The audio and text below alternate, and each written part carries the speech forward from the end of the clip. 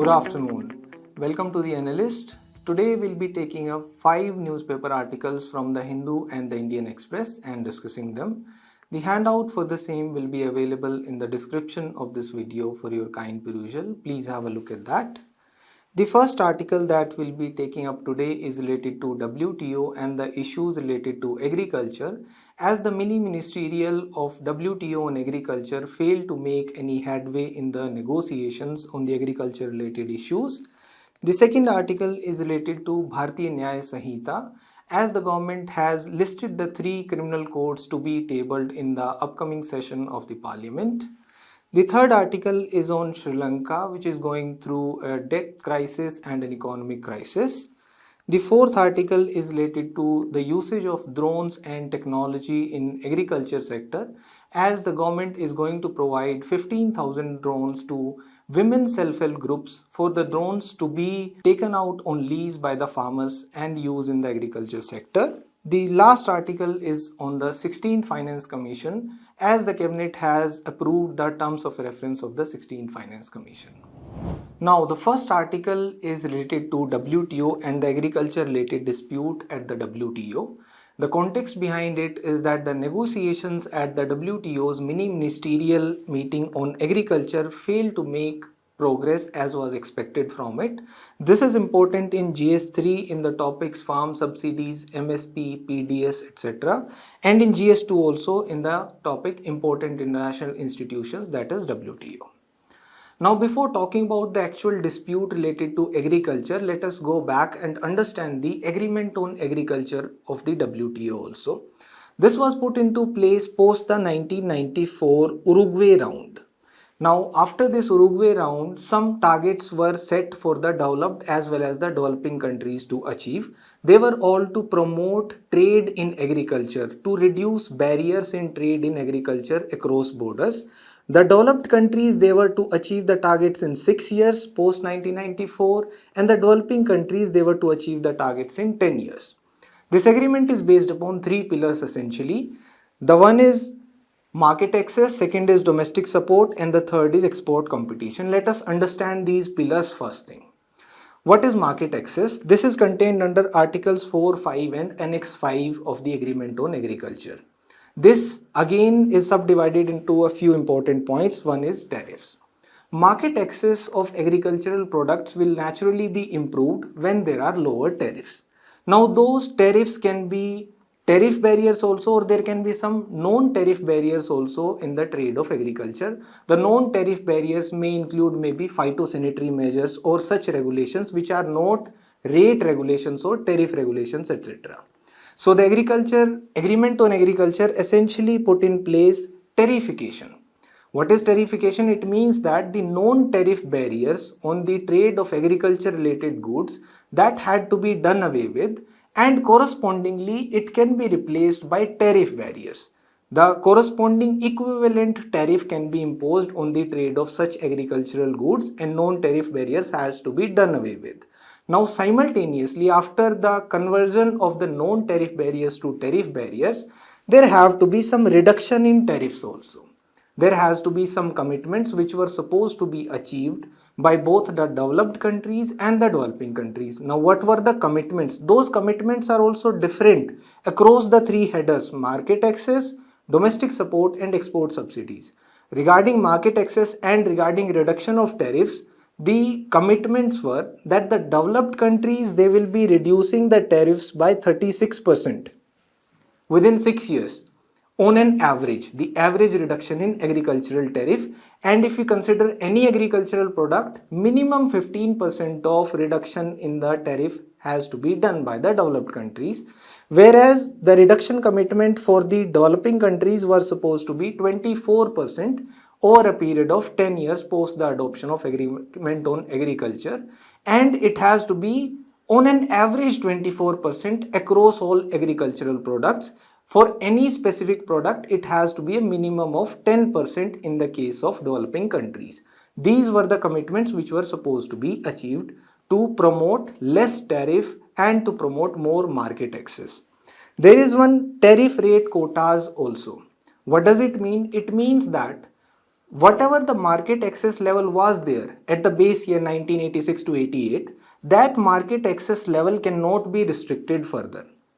Rather, if there is market access less than 5% of any product, then it has to be increased. What does that mean? It means essentially that if the total consumption, domestic consumption, if less than 5% of it is met through imports, then more imports should be allowed, so that at least 5% can be allowed for imports, for the domestic consumption demand to be met through imports, that is tariff rate quotas. At the same time, there can be some special safeguards also which can be put into place by any country, by any developing country. For example, what are these special safeguards? They can be on the basis of either volume or price, like volume triggers or price triggers. What do price triggers mean? It means that if the import is at such a cheap price that everybody starts preferring imported agricultural produce rather than the domestic produce, then the country can impose some additional tariffs also, so that it does not amount to dumping by another country. That is a price trigger. Once the price of a commodity falls below a certain price, then these safeguards are put into picture. Likewise, there can be volume triggers also. For example, if too much of a commodity is imported, if more than a certain volume is imported, then also some safeguard kind of a mechanism can be put into place by the developing countries. These are safeguards. At the same time, tariffs have to be reduced. This was the first pillar. The second pillar is domestic support. Now, what is that domestic support? This is contained under Articles 3, 6 and 7 and Annex 2, 3 and 4 of the WTO Agreement on Agriculture.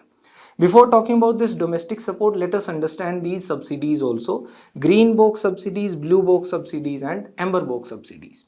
Green box subsidies are those subsidies which, if the government provides that subsidy, it does not result in trade distortion. It does not affect the trade across borders between countries. These are essentially those, for example, it can be provided in the form of research subsidy or extension services in agriculture, or maybe it has a decoupling effect, decoupled payments. That is, it is not attached to any particular product. It is not attached to any particular incentive which is provided to increase the production of any agricultural produce, etc. Therefore, giving that subsidy will not have any coupling, will not have any impact on the international trade of that particular produce. It will not be trade distorting. Another one is blue box subsidies. Blue box subsidies are essentially amber box subsidies only, but they have certain conditions attached to them. And if those conditions are attached with the amber box subsidies, then it reduces that trade distorting impact. For example, if there is a condition attached along with the subsidy and that condition is in the nature of reduction of production, for example, production limiting subsidies, then they are blue box subsidies. And amber box subsidies are those subsidies where the subsidy will have a trade distorting impact. For example, giving a minimum support price for a particular produce only, it will encourage the farmers to produce one particular produce only, to produce one particular food grain, pulses, etc. only. Therefore, they are essentially product specific subsidies, and therefore they will distort the trade because it will cause the variations in the supply of a particular agricultural produce. They can be sometimes non-product specific also. For example, input subsidies like fertilizer subsidy, power subsidy or irrigation subsidy in a particular area to promote the production of certain agricultural produce, etc. So amber box subsidies, they are forbidden, but at the same time at some level they are allowed through the de minimis program. What is that de minimis? It means that the government can provide amber box subsidies also, the developed as well as the developing countries, but they can be up to a certain limit only. They are related to the total value of the production of a certain agricultural good, or the total value of the production of the agricultural goods produced in a country. In case of developing countries, they can provide up to 10% of the amber box subsidies, 10% of the total value of agricultural production in the country. And the developed countries, they can provide up to 5% of the total value of agricultural production in the country.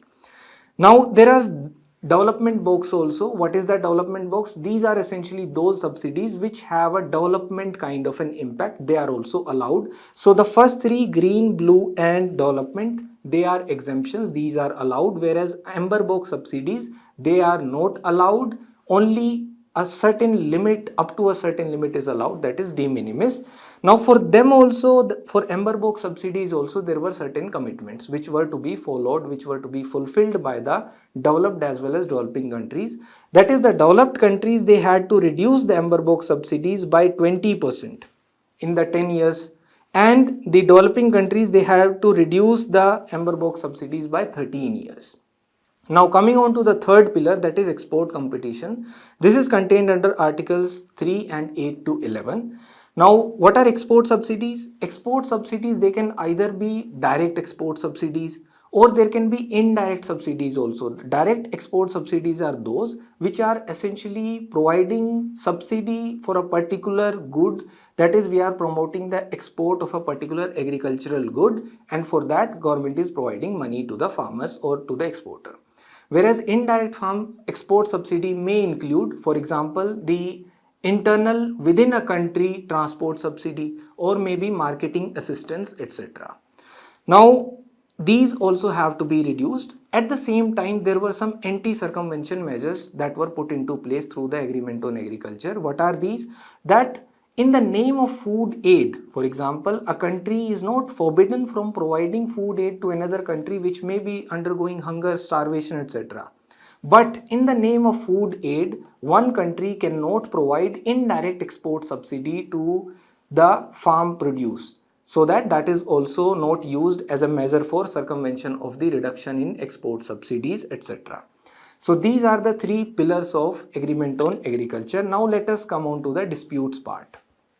Now, the dispute between the developed and developing countries is that the developed countries, the Western nations, they demand for more market access. They want to export their agricultural produce to the developing countries also. Whereas the developing countries, they want to safeguard their public stock holding programs, etc., to ensure that there is food security in such countries, for example, in India, etc. Now, for that, there is a coalition of the developing countries, G33.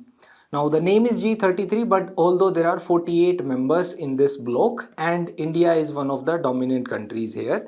This was formed prior to the 2003 Cancun Ministerial Conference, and this is essentially to limit the degree of market opening which is required of the developing countries, because they have to safeguard their domestic agricultural produce also. And India's MSP programs, it is criticized by the Western nations, saying that it affects the food security of other nations. Whereas India counters it by saying that we have actually improved the food security of others, because through public stock holding program, through which we procure food grains through MSP regime, etc., we maintain some buffer stocks, and once that buffer stock is required during the times of emergency, for example, during the times of less production of particular crop, during the times of deficient rainfall, etc., or during the times of COVID-19 related disruptions. For example, we had to implement the Garib Kalyan Ann Yojana when free food grains also had to be distributed. This comes to help actually in the situation when food security is of paramount importance. Now, there was a peace clause which was inserted through the Bali process in 2013. What is this peace clause? This means that no country will be legally barred from implementing food security programs even if the subsidy is breaching the limits which are imposed through the Agreement on Agriculture. Because the subsidies which are given through the MSP regime, they are ember box subsidies, and they cannot be more than 10% level for the developing countries, that is the de minimis level. But that can also be breached by any country. That country cannot be barred to ensure food security, and such programs can be implemented. But the fear among the developed countries is that the procurement which happens at the MSP, minimal support price, etc., and the public stock holding which is done through MSP, this could affect other countries, whereas that is not the case. And therefore the government which invokes the peace clause, India was one of the first countries to invoke the peace clause, and it has to invoke now also, because we give more subsidies, for example, to support rice. So that government which invokes the peace clause, that has to avoid distorting trade or impacting other countries' food security, and it has to provide information to show that they are meeting the conditions which are imposed to invoke the peace clause. Now, this was a temporary solution, the peace clause. This was supposed to be there for 4 years only until 2017, until a permanent solution is found by the countries, but that permanent solution has still not been found. Now the main question here is, should WTO have a say in India's policy of buying food grain at a fixed price from farmers and supplying it below the cost to the poor? That is an internal practice of India. It is not affecting trade internationally in agricultural produce. So let's take a case study of rice. What are the issues raised by the developed countries? Let's take a case study of rice, for example. What do the developed countries say? They say that government established a floor price and then it exported rice at low prices, thereby distorting trade. India, by the way, accounts for almost half of the global rice trade. And India's support levels in the case of rice, they were exceeding the de minimis level for 3 continuous years, 2019, 2020 and 2021. They were 11%, 13% and 15%, whereas the maximum ember box subsidy which could have been provided through the MSP regime, it could have been up to 10% only. Now actual support is claimed to be much higher, saying that it can be above 80% also, because India includes only actual procurement, not the total production of rice in its calculations, contrary to WTO rules and precedent. This is the claim of the developed countries, which is not true, and India counters it by saying that for ensuring food security, India has to implement MSP regime also, and to ensure food security as well as more income to our farmers, to ensure poverty alleviation, etc. Now, the second article is related to Bharatiya Nyaya Sanhita, as the government has listed the new criminal code for passage in the upcoming session of Parliament. This is important in GS2 in the topic governance. Now, Bharatiya Nyaya Sanhita is a substantive law. It is supposed to replace the earlier IPC. Now, what are the changes that it intends to introduce? Let's talk about them. One is sedition. Sedition under IPC was contained under section 124A. Now, sedition per se is not mentioned, but there are various offences which are contained in the new code. For example, the offences against state. They include the activities which might disrupt the sovereignty, unity and integrity of India. Plus, the definition is rather a wider one now. For example, the section 150 of the new code, it even criminalizes the financial aid which might be provided to activities which might promote secessionism or subversion, etc. Plus, it enhances the punishment. For example, the punishment for sedition which was prescribed was 3 years. Now it has been increased to 7 years for such offences. Now let's talk about terrorism. Terrorism was not included in IPC, but now it has been included under the new code. And the definition includes the activities which might threaten the security of state unity and integrity of India, or the activities which might be intimidating to citizens, etc., or which disrupt the public order. It also includes the acts which are supposed to be terrorist acts. For example, the acts which are contained under the second schedule of UAPA, those are also listed to be terrorist acts, plus or having any firearms, bombs, etc. They will also be constituting such acts. And the punishment has also been prescribed that any terrorist act, if it results into the death of any citizen, then the punishment will be death or life imprisonment, and it can be 5 years to life imprisonment in all other cases. Now it talks about organized crime also. It's quite wide in ambit. It has been defined, the organized crime, how it has been defined: if it is any continuing unlawful activity which is using any violent means, illegal means, or it is using intimidation, etc., and it results in material or financial benefit to the people engaged in it, and the individuals, either they are acting singly or jointly as members of an organized crime syndicate, then it will be termed as organized crime. Here also the punishment has been prescribed as death or life imprisonment if it results into the death of a person, and the punishment will be 5 years to life imprisonment for all other cases. Even petty organized crime has also been included under the new code. For example, snatching related incidents, etc., which were not there in the earlier code. The murder by a group of persons on the grounds of race, religion, caste, sex, place of birth, language, etc., that has been categorized separately if it is committed by a group of 5 or more, and the punishment is harsher rather than simple murder. Earlier, IPC used to prescribe death penalty in case a girl of less than 12 years of age is gang raped. Now the new code proposes to introduce death penalty as the punishment if there is a gang rape of any minor girl, that is any girl of less than 18 years of age.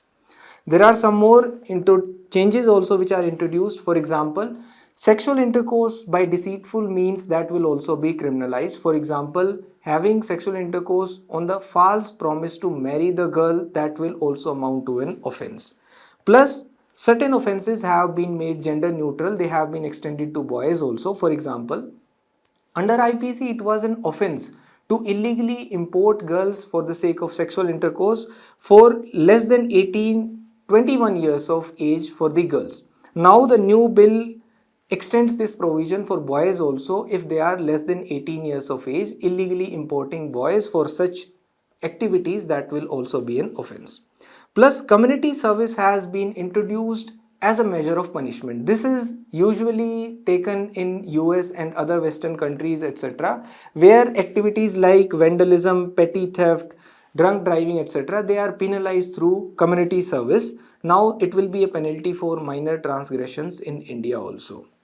Mob lynching has also been introduced as an offense under the new code, and if 5 people or a group of more than 5, they are acting in concert, they end up murdering a person, then each member of that mob will be punished.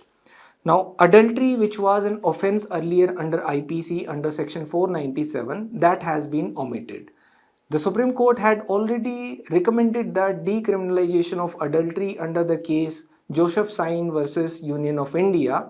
Post that provision has been omitted from the new code, but a parliamentary panel has recently actually suggested that the Supreme Court had recommended decriminalization of adultery as it was not gender neutral. A new parliamentary panel has suggested inclusion of adultery by making it gender neutral in the new code that is expected. Also, section 377 has been struck down, and marital rape, that has not been criminalized as it is yet under debate, and it has been taken up by the Supreme Court also. These are the major changes which are intended in the Bharatiya Nyaya Sanhita. Now coming on to the next article, this is related to Sri Lanka and the debt trap. The context behind it is that Sri Lanka has reached an agreement in principle with India and the Paris Club, the group of creditors, on a debt treatment plan. Now this will help it to tap the IMF's next tranche. IMF is going to extend a bailout package, a recovery package to Sri Lanka of about $3 billion. This is important in GS2 in the politics and policies of various countries and India's neighborhood also. Now before talking about the debt trap, let's talk about the background also a little bit. Now in 1987, a peace accord was signed in Sri Lanka. According to this, 13th Amendment was to be implemented in Sri Lanka, the 13th Amendment to the Constitution in Sri Lanka. Now what is that 13th Amendment? Before talking about that, we should understand the ethnicity and the people in Sri Lanka also. There is a significant population of Tamil origin people in Sri Lanka. The people who were taken there by the Britishers to work in tea plantations in Sri Lanka. Now they were discriminated against. Therefore, they demanded for some power devolution. They demanded for some sort of autonomy. Therefore, the 13th Amendment to the Constitution in Sri Lanka proposes that Tamil should be recognized as the official language and there should be devolution of power to provinces so that the Tamil majority provinces, they have some sort of autonomy. But it has not been implemented, although recently Sri Lanka tried to implement the 20th Amendment, which is a very diluted version of the 13th Amendment, but still it remains. Now, it went through a period of war post 1987 particularly, for almost 2 decades. And it resulted in almost a lakh casualties and a million displaced, etc. And it finally ended in 2009. And even post that also it has faced various UN resolutions and sanctions, etc. in the name of war crimes, crimes against humanity, etc. Now what is the current state of affairs? its forex has nosedived. It doesn't have sufficient forex reserves to import even the essentials like food, medicine, etc. Its debt has spiraled. It has a lot of debt, and inflation a few months back it crossed even 50% also for a short time. Now, what led to this present Sri Lankan economic crisis? Let's understand that first. Sri Lankan economy is dependent upon tourism. It contributes to about 12% of its GDP. But post COVID-19, there were disruptions in tourism also. There were less tourists, and it further nosedived after the Easter bombings, the anti-Muslim violence in Sri Lanka, and even Facebook was also blamed. It was said that Facebook algorithm led to the spread of hate content there, which led to further violence against Muslims and certain communities in Sri Lanka. Due to such violent incidents, tourism nosedived in Sri Lanka, which contributed to this economic crisis. Next, there were some populist policies which were undertaken by the Sri Lankan government. For example, President Gotabaya Rajapaksa came up with an idea that let's cut the tax rates. If there are less taxes, then naturally there will be more growth, consumption-led growth in the economy, and that consumption-led growth will help in having a wider tax base, and therefore cutting the taxes in the long run, it will pay for itself. It will lead to economic growth. But unfortunately, after that, there were COVID-19 related lockdowns and there was no consumption-led economic growth, and further low tax rates, it led to more economic crisis. And there was economic mismanagement also by the previous governments, which led to twin deficits. That is, expenditure was more than the income, which led to deficit, and there was less focus on exports. They tried to make sure that the growth happens through the domestic production and domestic consumption, and if the export doesn't increase, then naturally the country will not have enough forex reserves to pay for imports.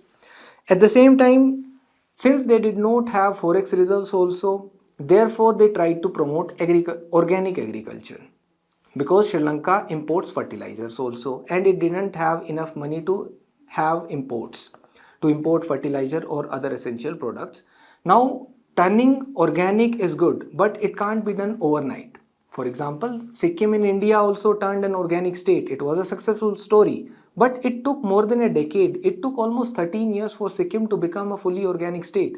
Because in the short run, when you turn to organic agriculture, it might lead to reduction in agricultural productivity. In the long run, yes, it will be helpful.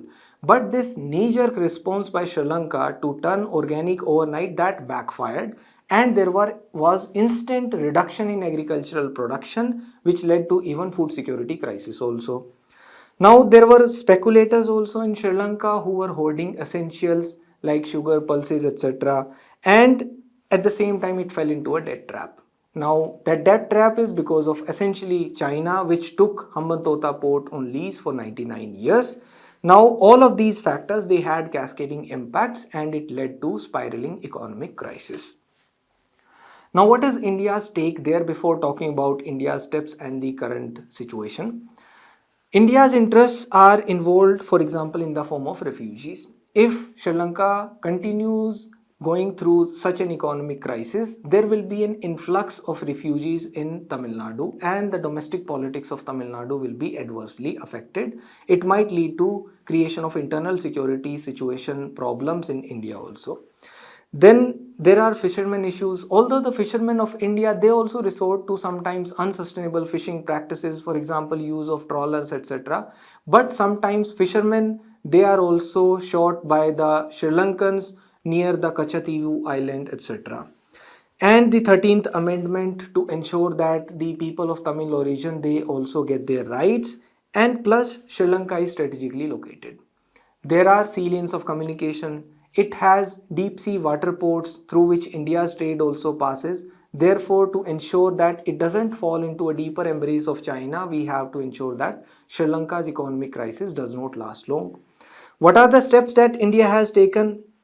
One, we have signed an MOU, a Memorandum of Understanding with Sri Lanka for having some hybrid power projects in 3 islands near Jaffna. At the same time, we have extended a $1 billion credit line to enable Sri Lanka to import essentials. Also, we are giving written financing assurances to IMF so that through its extended fund facility, IMF can provide that next tranche, that credit of $3 billion, but that will come with some conditions. What are those conditions? That Sri Lanka will have to take structural reforms to its economy so that in the long run it becomes macroeconomically stable. India is also undertaking some high impact development projects in Sri Lanka to ensure that we are maintaining our goodwill among the Sri Lankan people, and plus Sri Lanka is important for our neighborhood first policy also, and in our aspirations to become a regional power, Sri Lanka becomes an important cog also. Now coming on to the next article, this is related to drones and usage of technology in farming. The context behind it is that the center will provide drones to 15,000 progressive women self-help groups, and these drones in turn will be rented out to farmers for agricultural purposes. This is important in GS3 agriculture, technology and e-technology in the aid of farmers.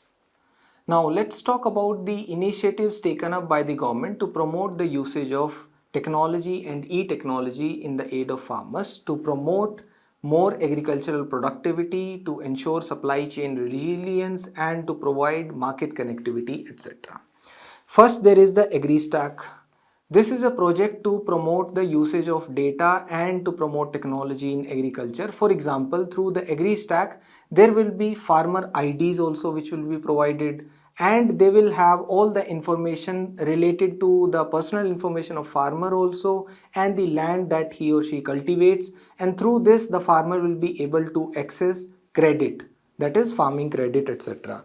There is the Digital Agriculture Mission. It is supposed to be implemented from 2021 to 2025, and it is for the projects which are based on the newer technologies. Technologies like the usage of artificial intelligence, blockchain technology, remote sensing, geographic information system technology, and usage of drones, robots, etc. These will be promoted through the Digital Agriculture Mission. Next, there is the National E-Governance Plan in Agriculture. It is a centrally sponsored scheme and it promotes the use of ICT, information communication and technology, for timely access to agriculture related information to the farmers. For example, the prediction of rainfall, when it is going to happen, when it is going to be deficient, and not only that, the optimum amount of fertilizers, the right time to apply fertilizers, pesticides, etc., or in the agroclimatic zones which crops to go for, such information, etc. It is also disseminated through the ICT measures. There is a submission on agriculture mechanization also. Now this provides subsidies. Subsidies for what? Subsidies for the purchase of agricultural related equipments and machinery. For that, government provides subsidy. It is provided more when it is purchased by various cooperatives and farmer producer organizations. There are measures to promote the usage of space technology also in the farming sector. For example, through the Fasal project. It is for forecasting agricultural output using space, agrometeorology and land-based observations project. Then there is the Chaman project in the horticulture that also uses space technology, that is coordinated program on horticulture assessment and management using geoinformatics.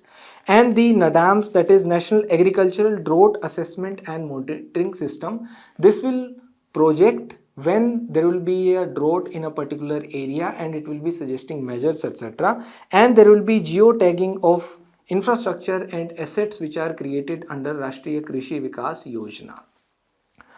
Now, for promoting usage of technology, the ICAR has established Krishi Vigyan Kendras. There are more than 700 Krishi Vigyan Kendras in India. What do? They experiment, they use new technology, and that technology is assessed and demonstrated for its use, for its application by the farmers, and it works in the area of capacity development also. Thus, by demonstrating that technology, it works at the ground level to promote the actual application, the ground level application of the technologies that it develops. Also, there is an M-Kisan portal. Through this portal, agro advisories are issued, again related to rainfall or related to other natural disaster related activities. Then there is a National Agriculture Market (ENAM) scheme. This is promoted by the government to ensure transparent price discovery. to ensure that the middlemen, they are not taking away the due of the farmers, and the price discovery happens transparently and remunerative prices are got by the farmers for the produce through a competitive online bidding system, and thus the role of intermediaries is reduced. Through the Marketing Research and Information Network scheme, the support is provided to states. The central government provides support to states for connectivity with the AgMarkNet portal, for collection and dissemination of market information on the prices, arrival, etc. of the agriculture commodities. For example, whenever a commodity arrives in the mandi, in the local mandi or the local agriculture market, the arrival, prices, etc. they are updated and they are linked to the AgMarkNet portal. For that, support is provided by the central government. There are some other digital initiatives also, for example, Kisan call centers, Kisan Suvidha app, Agri Market app and Soil Health Card portal, etc. Now coming on to the next article, this is related to the 16th Finance Commission. The context behind it is that the Cabinet has approved the terms of reference of the 16th Finance Commission. Although the terms of reference, they have not been disclosed, they are not in the public domain as of now, but we'll be talking about the 16th Finance Commission, and this is important in GS3 in the topic Fiscal Federalism. Now, Finance Commission is a constitutional body constituted under Article 280 of the Indian Constitution. It is constituted by the President, and what does it do? It makes recommendations for the distribution of tax revenues. Tax revenues between Union government and the state governments. Now, it is constituted usually every 5th year. It can be constituted earlier also, as may be the case. And the qualification and procedure for appointment of the members of Finance Commission, it is usually determined by the Parliament. It may determine the qualification, etc. by a law. Therefore, it has enacted a statute in 1951, Finance Commission Miscellaneous Provisions Act 1951. Now, what is the mandate of Finance Commission? It makes recommendations to the President. Recommendations for what? Recommendations for distribution of net proceeds of taxes and allocation between states of the respective shares of such proceeds. Now, 14th Finance Commission had increased the devolution from the center to the states from 32% to 42%, and 15th Finance Commission had made it 41%. Now, it also enunciates principles which are to be followed when the center gives grants in aid to the states out of the Consolidated Fund of India. It also makes suggestions regarding the measures which are to be taken up to augment the Consolidated Fund of states. They are required to supplement the resources of the panchayats and municipalities, Panchayati Raj institutions, urban local bodies, etc. on the basis of recommendations which are made by the Finance Commission of the state. Now, it can also make recommendations regarding any other matter which is referred to it by the President in the interests of sound finance. Now, what does it compose of? It consists of a chairman and 4 other members. Usually the qualification of chairman is that he is a person who is experienced in public affairs, and the 4 members, their qualifications are also prescribed. They should be either qualified to be appointed as judge of a high court, or having special knowledge in finances or accounts of the government, or having wide experience in financial matters and in administration, or having special knowledge of economics.